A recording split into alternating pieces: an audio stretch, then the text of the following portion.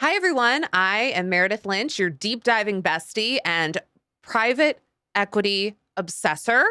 And I am so excited today because we have talked about this person extensively on the Clock app. And she is with us today. Gretchen Morgenson is here. Gretchen is the senior financial reporter for NBC News Investigative Unit, a former stockbroker.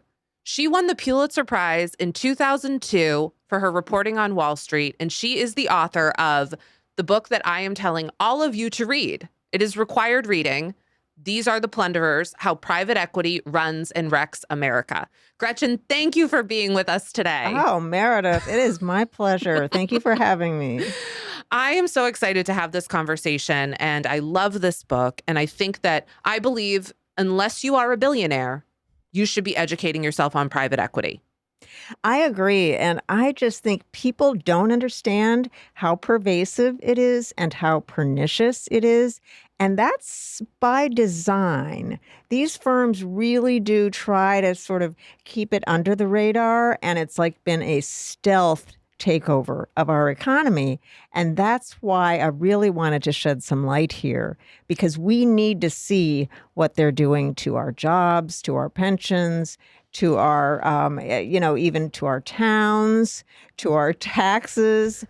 We need to see all of that. That can't be kept in the shadows. Yes. And I'm going to just start with a quick quote that kind of backs up everything you just said, that I had to circle this about 1 million times when I was reading this, because I just thought it was so shocking. And it was one of those things that I think perfectly encapsulates private equity. Their reach extends from cradle to grave.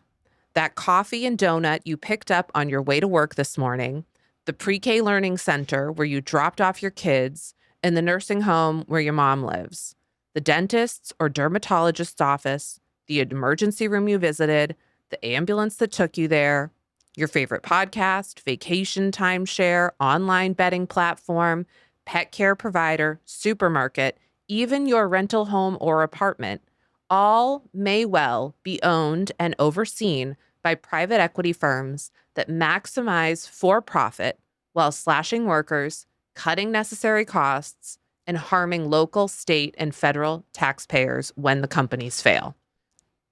When I read that, if I read that to somebody, I think they would think I was being a conspiracy theorist if they didn't know about private equity. Do you ever get that sort of feedback of like, no, this can't be true? You know what I get more than this can't be true? Because unfortunately, we've seen how capitalism in this country has morphed into something that does not necessarily help the greatest number of people, which is what American capitalism should do and, had done for many, many, many decades. Mm-hmm. Unfortunately, people know that it's happening. Mm-hmm. They just don't know the extent of it. They don't know who these companies are. They don't know where they are. They don't know how they're interacting with them. So the things that I get from people are, well, so how many companies are owned by private equity? And these are very difficult numbers to get because they are private and they are secretive and they do not have to make government filings like, other big companies do. Sure. So that's what I get from people. It's more the, please give me the extent of it. And I say, I wish I could do better at that. But believe me, it's pervasive. So 40% of the nation's emergency departments in hospitals are run by private equity companies. 11% of nursing homes, and that's probably a low number. Mm-hmm. And so you have these glimpses of it, but we just yet do not have the full picture. Now, someone might say to you, no, my emergency room, I go to, this emergency room in my hospital. It's a hospital I've gone for years. My doctor works out of there. That's not owned by private equity. That emergency room can't be. But you're saying it could be. What I'm saying is they're actually managed by them. They're run by them. The hospital might still own it, but they're run by them. So the hospital says, come on in and help us run this emergency department.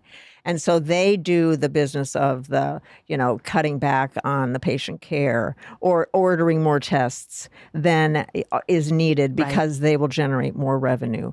Or in the most famous cases, charging surprise medical bills when you went to your hospital emergency department thinking it was in your network, your insurance network, and learning that it wasn't because a private equity-backed company had carved out that particular unit of the hospital from the insurance coverage, making you pay thousands and thousands of dollars more than you would have otherwise. They're very creative about how they do these things. And it's, like I said, behind the scenes. When do people find out, oh my gosh, that emergency room visit was, not what I thought it was? People find out when they get home. We hope they get home from the emergency department and they're recovering. We hope that's happening. They open their bill and they say, what? Wait, what? This is my bill. And that's really what created the need, Meredith, for the No Surprises Act. Yes. Which Congress enacted in, I believe, 2021. The beginning of 2022 is when it started. And it really was simply a reaction to this very stealthy, creative way to make patients pay way more than they should in their emergency room visits. So if someone is at the emergency room, top of mind is usually not billing, right? Should you know if your emergency room is owned by private equity? Try to find out. Okay. I'm an investigative reporter. And for me to find out which hospitals have private equity running their emergency departments, it's hard for me to find that out. So a patient is not going to be able to find that out. One of the things I think that could help solve this issue, let's step back for a minute and talk about the private equity business model. Yes. That business model is, in my view, unsustainable. Okay. It requires, what they do is they buy a company, they load that company with debt, heavy amounts of debt, in order to do the acquisition, the purchase. Right. Okay. But the private equity firm doesn't take the debt on. They put it on, pile it onto the company. So the company has now an increased cost of doing business. Okay. That's for starters. That makes it first unsustainable. So they have to cut costs. What's the biggest cost? Probably employees. Let's cut those costs. Let's make the employee who is doing a good job, let's make that person do 3 jobs. Sure. Okay. They also raid pensions often. So there will be, perhaps if it's an established company, they had a pension that has assets associated with it. They'll take that. They have often taken the real estate that a company has under its operations, like nursing home operations or retailers. Sure. They'll take that. They'll sell the real estate underneath their operations, and then they get the payout from that. And now the company has to pay rent, adding to its increases. Wow. Okay. Adding to its expenses. So what you have is really an asset stripping model. It's an extraction model. They extract whatever they can from these companies. And if they fail, they don't really get hurt because they have only put up about 1% to 2% of the money needed for the acquisition. So they can kind of walk away. They can walk away. They don't like it when they fail because their investors are the ones whose money is really at stake here. Pension funds, institutional investors, endowments.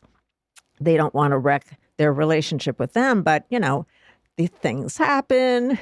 These bankruptcies happen. Bankruptcies are happening even more.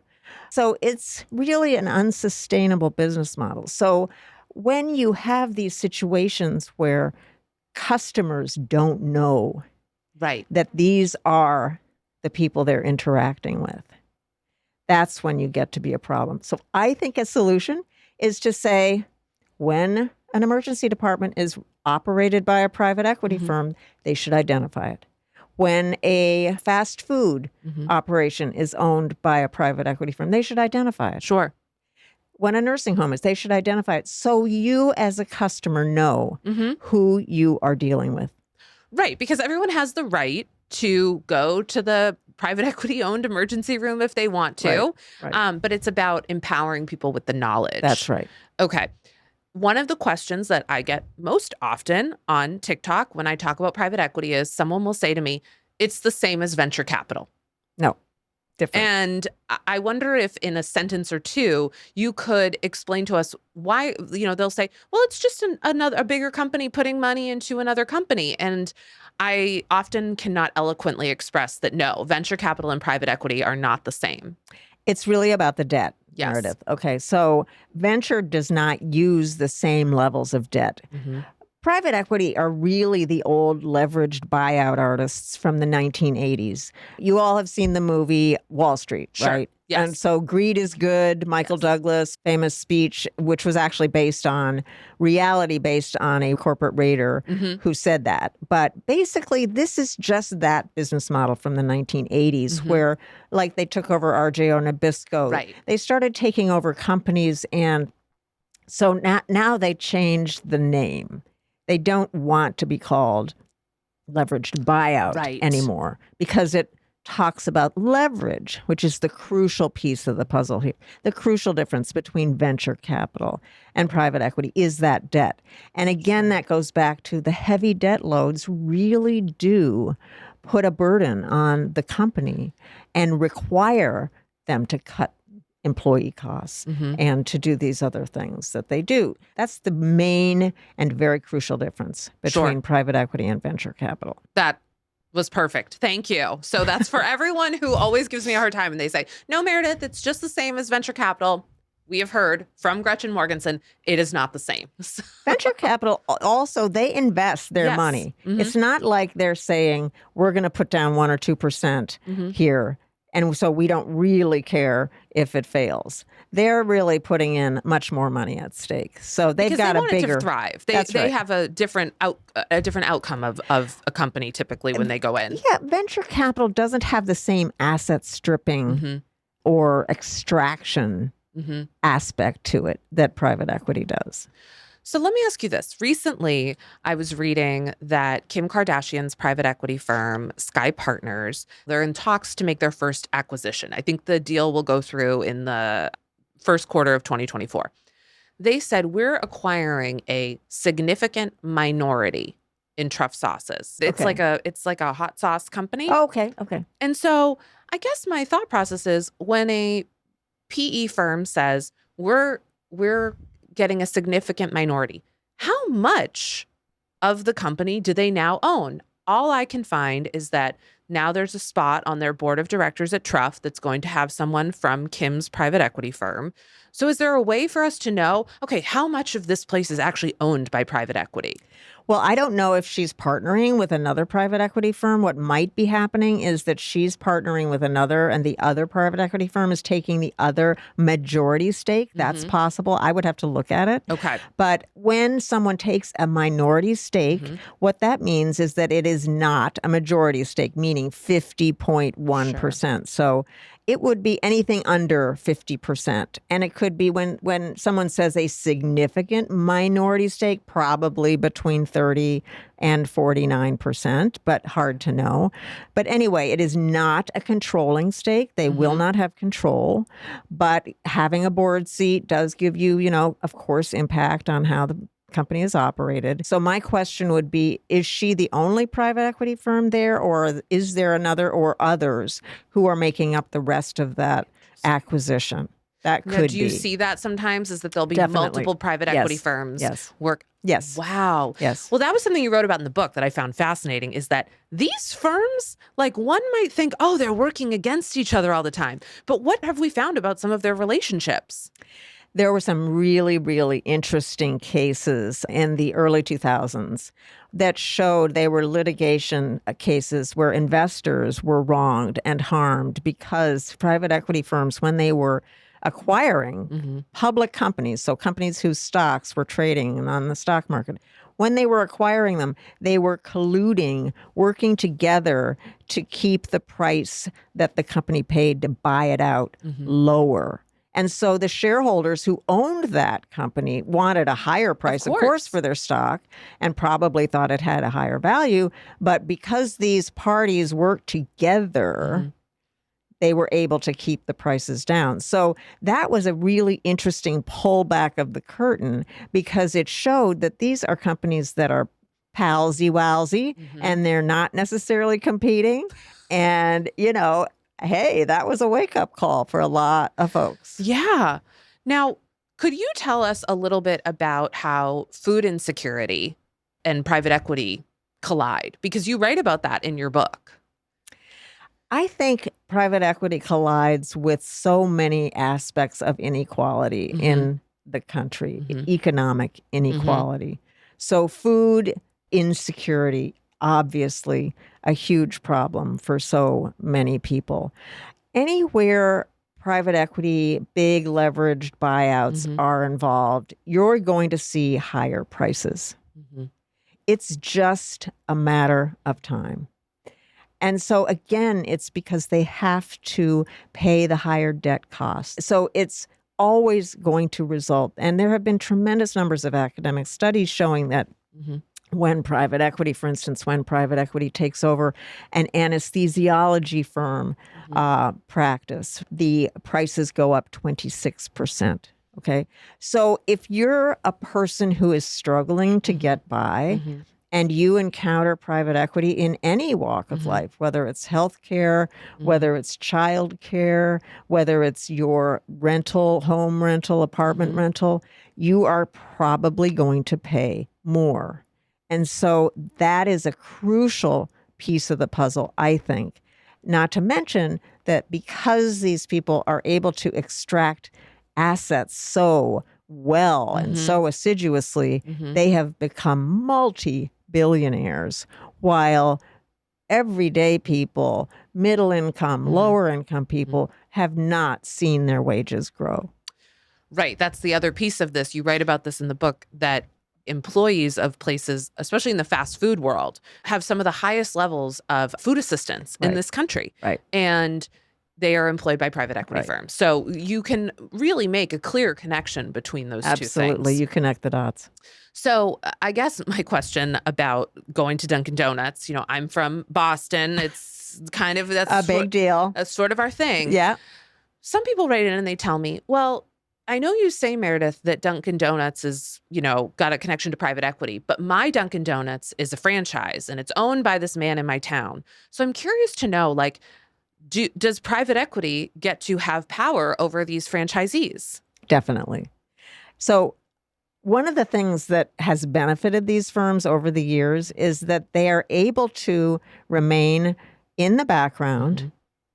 They can claim that they don't know about bad behavior that's going on at the companies that they own because they're not the operators. Okay. They have board seats, they have directors, but they say, oh, well, we didn't know that was happening. That's a nice position to be in. Right. Here you are, you own the company, you sit on the board, and you most definitely have financial metrics or measures that you want that company to meet. And your executives are certainly doing their darndest to make sure they meet those metrics. So you're directing it, but you're able to sort of take a hands-off thing. I don't know what's going on. And they've been able to hide behind that. So in the Dunkin' Donuts question, I would say, yes, it is owned by a franchisee. And that might be a person who is, not interested in the modus operandi, but nonetheless, it is still owned. Certainly, is being overseen by private equity. And so you are rewarding private equity and rewarding the business model and rewarding all that it represents. But I understand you love your Dunkin' Donuts. It's really hard to walk away from that great coffee that you have loved for so many years. Yes. And it's kind of impossible to avoid private equity in our, every facet of our lives. It is. So I guess my question for you then too, because I think a lot about data collection, and I'm wondering, what role do you think our data is playing in these private equity firms? Are they trying to get, is that part of all of this? Part of, why it's so great to get a company like a Dunkin' Donuts and they get the mobile app and they get your data? Certainly. Yeah. Certainly. That is a great idea for a story you just gave me. I'm telling you. Yeah. No, I mean, if you look at it, I mean, everyone's got so much access to so much information. It's scary. But yeah, that's a great idea. Yes. Meredith, you're a genius. Thank you. Well, you want to know where I see private equity popping up? Pickleball. Oh, really? Yes. Because Wow. you probably know Bed Bath & Beyond closed. Yes. And a lot of Old Navies are closing. And they're turning them into pickleball courts. Oh. And I've been reading about the tie-in. There's like private equity firms that are focusing on pickleball because it's, you know, a sport where you can get great data. Oh. Right? Like rich people who play it, right? Like it's a, you know, and I'm not saying it's all rich people, y'all. Don't get mad at me. But I'm just saying it's, you know, it's definitely a sport that is very of the moment. It won't be forever. We won't always see, I think, this crazed pickleball Well, thing. It'll grow to a certain place and then, you know, stabilize or whatever. But yeah. So I do think there's a lot of PE money in pickleball. Doesn't mean that people can't love their pickleball either, right? A question that I get from people, and that kind of goes back to it, is, should I avoid private equity? Like, should I avoid shopping it? Should I avoid participating in it? And, you know, a lot of times I'll get people writing in and saying, I'm looking for a nursing home for my mother. And the one I'm looking at is private equity owned. Is there advice? Don't go near it. Don't go near it. There was actually a horrifying study done by NYU, academics at NYU, University of Chicago, and UPenn that found that private equity owned nursing homes, residents of those homes, experienced 10% greater mortality rates, death, than at non-private equity owned nursing homes. Again, they need to cut costs. Where do they cut costs? In the care, in the nurses, in the, you know, cleanliness, in all of these really important aspects when you're looking for a nursing home. So healthcare is really where this business model is the most scary and dangerous because it's about people's lives. And so that study showed actually 20,000 people died because of these private equity owned nursing homes. And I spoke with one of the academics who did that research, and she said, yes, it was just clear that the nursing care was just far inferior. They had cut costs so dramatically that, you know, there were no nurses around or there were far too few.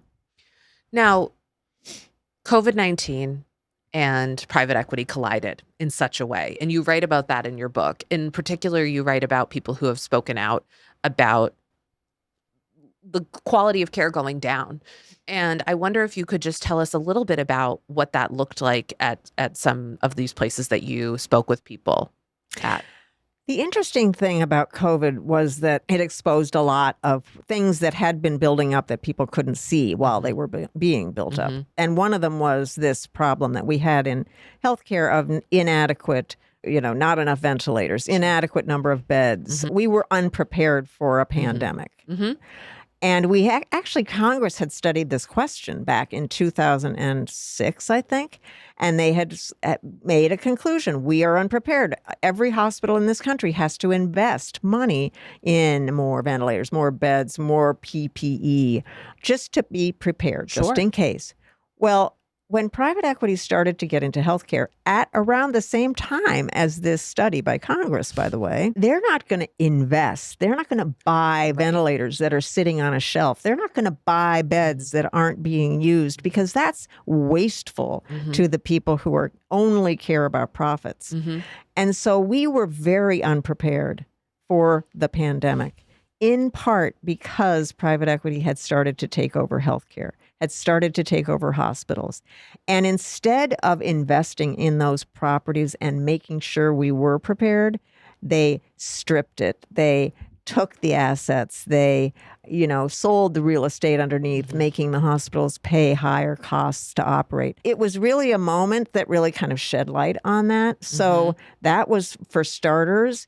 And then you had this interesting response from the private equity world, which was, oh my gosh, we need help. We need bailouts. We need money. It's like 2008. Right. We need assistance. Yeah.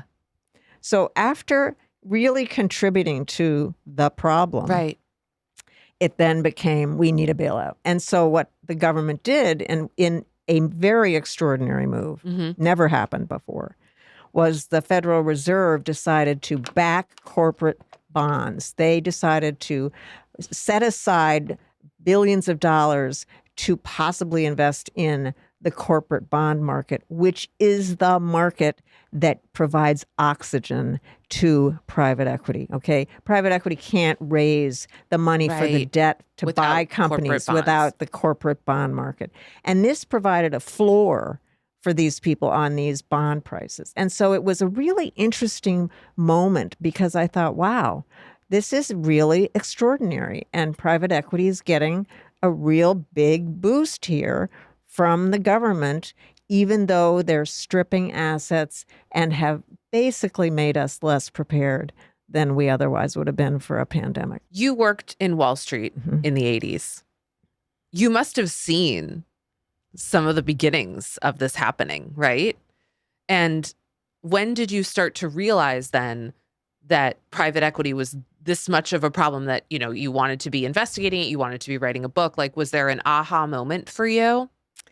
There wasn't one, Meredith. When I was on Wall Street, it was really so much more about stocks, in particular companies. It wasn't about these huge firms that were becoming these acquirers, that could take over enormous swaths of the economy. They weren't that big yet. And so it's really been this growth in the pool of money or the pools of money that are available for this kind of thing that has really caught people's attention and made us say, wow, this is something we should be paying attention to. So it really wasn't any one thing. I guess the as a business reporter and financial reporter covering some of these companies and covering some of the deals, the thing that I really felt like we read a lot about these deal makers and these billionaires, and they're on the front page Leon of this Black. And that, and they're everywhere, and they're donating money, and their names are on buildings. We know plenty about those people. We do not know about the people on the other side of their transactions. We don't know about the taxpayers who lose when a company goes bankrupt because of their actions. We don't know about the people who died in the nursing homes that were owned by private equity. We don't know about the employees who lost their jobs. So I really wanted a moment where we could say, let's look at the other side of these transactions. Who's on the other side of the table? Instead of lionizing these deal makers and celebrating the deal makers, let's celebrate the people who got the shaft. Let's talk about them. You use a really great example, I believe, of this in your book about what happened in a small town in Missouri. And I wonder if you could speak to that for a moment. I mean, I don't think it can't be encapsulated in a moment, but to me, it's an example of exactly that. It's really, I think, the worst example of what can happen. So it was a small town in the Boot Heel region of Missouri on the Mississippi River, very proud town, small, and they had an aluminum smelter, an aluminum plant that was really the generator of wealth in the town, had been there for decades. You had multi-generational people working there. Apollo, which is Leon Black's firm, came in, bought the smelter, promised to do a good job with it. 2,500 jobs. So obviously the biggest employer. Sure. And the biggest contributor to the tax base in the town of New Madrid. So it was the American dream for people perhaps to grow up there, work there, get something with benefits, make, $50,000 a year. Right? And have health care and all of the above. And pensions, yes. by the way. My God, right? Yeah. So it was like the classic American story, success story, small town America. Sure. So Apollo comes in, they take the company over with huge amounts of debt. They immediately take out all of their money that they invested by putting debt on the company. The company had been debt-free before. Yes. Now it's struggling under an enormous amount of debt, has trouble meeting its expenses. Now Apollo is completely home free. Anything more they earn on the company is gravy at this point. So they start to say, okay, we need to cut jobs to meet these new expenses, these high costs. And by the way, we need a lower electricity rate. So they went to the Missouri Electricity Commission and pleaded for a lower rate. And they got it, making everyone else in Missouri pay more so they would have a lower electricity rate. So they cut jobs, they get a lower rate, and they bankrupt the company. And it ends up affecting the schools as well, Yes. correct? Yes, because this smelter was such a big contributor to the tax base, i.e. its taxes paid for parks, firefighters, schools. Because of that, the school teachers had to pay their own health insurance because when it went bankrupt, what the school was owed by the company was not paid. So the circle of pain here is vast. And then you have this tiny slice of people who got rich. And is that the kind of capitalism we want in this country? Well, you describe it as capitalism on steroids. Right. And I think that is a textbook example, right? Textbook. It's heartbreaking when we hear that. But you never hear about those people. No. Right, Meredith? I mean, who cares about what happens in New Madrid, Missouri? You do. Well, I do, because you just multiply that times however many. I think what people then will say is, oh, well, I don't work at the smelter. What do I care? Right. Well, you should care because your kids might go to that school or your wife might work at the school. And so there is a trickle down effect. Totally. And so I would imagine then that Leon Black is probably he was probably just pacing at night, couldn't sleep, thinking about all these poor people who, he had ruined. I wish I knew that. I tried to find that out, but he didn't want to talk to me. So in your book, you say you tried to talk to the heads of 4 of the different private equity firms. Well, the big ones that we're writing about. KKR, Carlyle, right? Apollo. Blackstone, Apollo, KKR, Carlyle. Yeah, we tried to talk to all of them and, did get some interactions, some comments, but didn't get one-on-one interviews, unfortunately. So why do you think that is? I don't know. I have a theory, but I don't want to theorize. That's okay. I don't want to make you theorize. I think that they're very happy to talk with reporters who are in the business of celebrating their deals and talking up their, transactions. But when it comes to people who are a little bit more skeptical, I just don't think they generally like to come to the table. My question is, and I get this a lot on TikTok, and I especially think about it with a Leon Black, who really only had to kind of step away once his very close ties to Jeffrey Epstein were exposed. Right. And I think that's still trying to be determined as to why Jeffrey Epstein was getting so much money from Leon Black. Which we may never know. Yes. My question then is, why is enough never enough? I get this all the time. You have hit on brilliantly the question that I ask myself constantly. We do not seem to understand in this country the meaning of enough. What is enough?